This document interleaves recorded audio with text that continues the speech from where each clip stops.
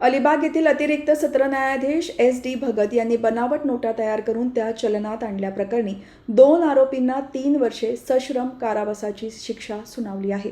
मोहम्मद आवेश, मोहम्मद अकबर शेख आणि सोहेल सरफराज खान अशी शिक्षा झालेल्या आरोपींची नावे असून ते मूळचे ठाणे जिल्ह्यातील मुंब्रा येथे रहिवासी आहेत.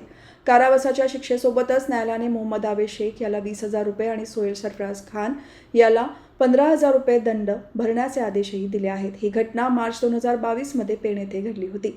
या दोघांनी पेणमधील एका दुकानदाराला 100 रुपयांची बनावट नोट देऊन त्याच्याकडून सिगारेट देखील खरेदी करण्याचा प्रयत्न केला होता. मात्र नोटेच्या दर्जाबाबत दुकानदाराला संशय आल्याने त्याने वेळीच सतर्कता दाखवली, ज्यामुळे दोन्ही आरोपी पकडले गेले.